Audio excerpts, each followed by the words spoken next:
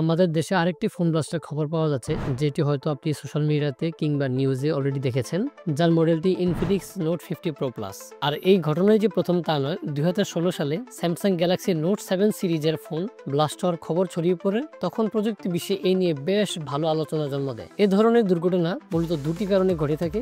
এক, ব্যবহারকারীর নিজের ভুল, আর দ্বিতীয়ত হচ্ছে ম্যানুফ্যাকচারিং ডিফেক্ট। আজকের ভিডিওতে জেনে নিব কেন এ ধরনের দুর্ঘটনা ঘটে থাকে এবং কিভাবে এ ধরনের দুর্ঘটনা থেকে আমরা নিজেদেরকে রক্ষা করতে পারি। আরেকটা কথা বলে রাখি, যারা আমাদের ইউটিউব চ্যানেলটি এখনো সাবস্ক্রাইব করে রাখেনি তারা দ্রুত সাবস্ক্রাইব করে ফেলুন।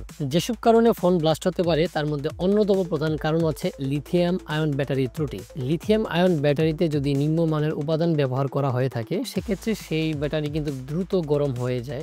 এছাড়াও lithium ion battery negative electrode ও পজিটিভ ইলেকট্রোড যদি ডিফ্লেক্টেড হয়ে যায় অর্থাৎ বেঁকে যায়, সেক্ষেত্রেও সেখান থেকে শর্ট সার্কিট হয়ে আপনার মোবাইলে আগুন ধরে যেতে পারে। অথবা নেগেটিভ ইলেকট্রোড ও পজিটিভ ইলেকট্রোডের মাঝখানে থাকা যে সেপারেটর অথবা ইনসুলিন ট্যাপ যদি আপনার ড্যামেজ হয়ে গিয়ে দুটো একসাথে লেগে যায়, সেক্ষেত্রেও শর্ট সার্কিট হয়ে কিন্তু আপনার মোবাইলে আগুন ধরে যেতে পারে। ম্যানুফ্যাকচারিং ত্রুটি থাকলে সাধারণত আমাদের করার কিছুই থাকে না, কারণ ফোনটি ইনটেক্ট হওয়ার কারণে আমাদের যাচাই বাছাই করার কোনো সুযোগই থাকে না এবং সেটা বাইরে থেকে বোঝাও সম্ভব না। তবে আমাদের নিজেদের ভুলগুলো কমিয়ে আনলে এ ধরনের দুর্ঘটনার ঝুঁকি অনেকটাই কমানো সম্ভব।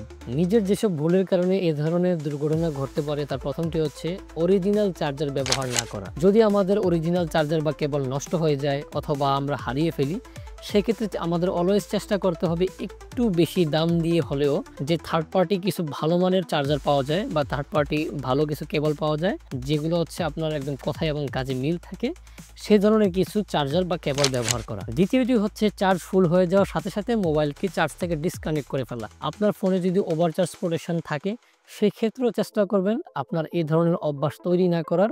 আর কম দামি যে ফোনগুলো রয়েছে সেগুলোতে সাধারণত ওভারচার্জ প্রোটেকশন অনেক সময় ঠিকমতো দেওয়াও থাকে না বা সেটা আপনার মেনশন করাও থাকে না। তৃতীয়ত, ফোন ব্যবহার করার সময় যদি আপনি খেয়াল করেন যে আপনার ফোনটি ওভারহিট হয়ে যাচ্ছে, সেক্ষেত্রে আপনি কিছুক্ষণ সময়ের জন্য ফোনটি ব্যবহার করা থেকে একটু বিরত থাকুন, অথবা আপনি চাইলে সেখানে ফোনে একটা কুলার ব্যবহার করতে পারেন। চতুর্থত, যদি আপনি দেখেন যে আপনার ফোনের ব্যাটারি ফুলে গেছে, ইমিডিয়েট চেষ্টা করবেন আপনি এই ফোনের ব্যাটারি চেঞ্জ করে ফেলার। আদারওয়াইজ যে কোনো সময় খুবই মারাত্মক ধরনের এই ধরনের দুর্ঘটনা ঘটতে পারে। আর মনে রাখবেন, কিছু টাকা বাঁচাতে গিয়ে কিন্তু আপনার অনেক টাকা একটা সময় দুর্ঘটনার কারণে লেগে যেতে পারে। পাবজি এর মতো হেভি গেমগুলো খেলার সময় কিন্তু ফোন ওভারহিট হয় এবং অনেক সময় দেখা গেছে এই ধরনের গেমগুলো খেলার সময় কিন্তু এট দ্য সেম টাইম চার্জে লাগিয়েও গেমগুলো খেলা হয়। তখন দেখা গেছে আপনার গেম খেলার জন্য ফোন হিট হচ্ছে, at the same time charge দেওয়ার কারণে কিন্তু ফোনটা হিট হচ্ছে, যার কারণে সমস্ত লোড পড়তেছে আপনার এই ব্যাটারির উপর। তখন আপনার এই ব্যাটারি ওভার হিট হয়ে কিন্তু তার লাইফ স্প্যানও কমে যাচ্ছে। আপনারা চাইলে এই ধরনের সিচুয়েশনে ফোন কুলার ইউজ করতে পারেন।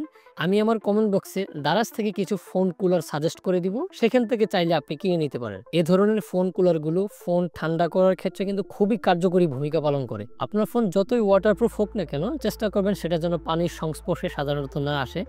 আর যদি আপনার ফোন পানিতে পড়ে যায়, সেক্ষেত্রে চেষ্টা করবেন সেটাকে সম্পূর্ণ আগে ড্রাই করে নিয়ে দেন চার্জে লাগানোর। এর আগে ভুলেও চার্জে লাগানোর চেষ্টা করবেন না, সেক্ষেত্রে কিন্তু বড় ধরনের শর্ট সার্কিট হয়ে কিন্তু দুর্ঘটনা করতে পারে। আপনার ফোনটিকে সরাসরি সূর্যের আলোতে বা গরম কোনো জায়গার আশেপাশে রাখার চেষ্টা করবেন না, সেক্ষেত্রে দেখা গেছে গরম কিছুর সংস্পর্শে আসার কারণে আপনার ফোনটা কিন্তু ওভারহিট হবে। তখন লাস্টলি অনেকেই দেখা যায় যে মোবাইলে ফোনের কভার ইউজ করতে চান না, তারা সাধারণত মোবাইলের পিছনে শুধুমাত্র স্টিকার ব্যবহার করে, অনেকে দেখা গেছে কিছুই ব্যবহার করে না। এই ধরনের সিচুয়েশনে যদি আপনার হাত থেকে মোবাইলটা পড়ে, আপনার ফোনটা যতই ড্রপ টেস্টে ভালো হোক না কেন, দেখা গেছে আপনার শক অ্যাবজর্ব যদি ঠিকমতো না করতে পারে আপনার ফোন, সেক্ষেত্রে ভিতরের কম্পোনেন্টে বিভিন্ন ধরনের ডিফেক্ট হতে পারে। অ্যাট দ্য সেম টাইম আপনার ফোনের ব্যাটারিতেও কিন্তু একটা ইম্প্যাক্ট পড়তে পারে। আর আপনি যদি এই ধরনের একটা কভার ইউজ করেন, সেক্ষেত্রে দেখা গেছে আপনার ফোনের এই কভার কিন্তু হিউজ পরিমাণের শকটা অ্যাবজর্ব করে নেয়, এতে করে আপনার ফোনটা কিন্তু অনেকটা নিরাপদ থাকবে। তো কেমন লাগলো আমাদের এই ভিডিওটি জানিয়ে দিতে পারেন কমেন্টে। ভিডিওটি ভালো লাগলে লাইক দিয়ে সাথেই থাকুন। দেখা হচ্ছে পরবর্তী ভিডিওতে।